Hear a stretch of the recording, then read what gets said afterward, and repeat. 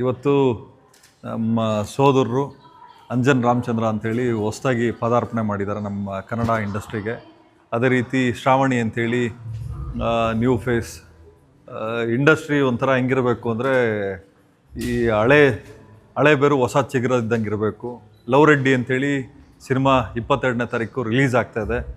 ಎಲ್ಲರೂ ಅಷ್ಟೇ ಸಿನಿಮಾ ನೋಡಿ ಕನ್ನಡ ಸಿನಿಮಾಗಳಿಗೆ, ಹೊಸ ಪ್ರತಿಭೆಗಳಿಗೆ, ಹೊಸ ತಂಡಕ್ಕೆ ನಿಮ್ಮ ಆಶೀರ್ವಾದ ಇರಲಿ ಅಂತ ನಾನು ಮನವಿ ಮಾಡ್ಕೋತೀನಿ. ಮತ್ತು ಈ ಸಿನಿಮಾ ನನಗೆ ವಿಶೇಷವಾಗಿ ಕನೆಕ್ಟ್ ಆಗೋದೇನಕ್ಕೆ ಅಂದರೆ ನಮಗೆಲ್ಲ ಮೂಲತಃ ಏನು ಈ ಕೋಲಾರ ಜಿಲ್ಲೆ, ಚಿಕ್ಕಬಳ್ಳಾಪುರ ಈ ಥರ ಬಂದಾಗ ನಿಮಗೆ ಅಲ್ಲಿನ ಮಾತಾಡೋ ಭಾಷೆ ಬೇರೆ. ಚಿಕ್ಕಬಳ್ಳಾಪುರ ಸ್ಲ್ಯಾಂಗು ಮೊದಲನೇ ಸರಿ ನಮ್ಮ ಅಂಜನ್ ರಾಮಚಂದ್ರ ಅವರು ಅಲ್ಲಿನ ಸ್ಲ್ಯಾಂಗ್ನ ಬಳಸಿದ್ದಾರೆ. ಭಾಳ ಖುಷಿ ಆಯಿತು.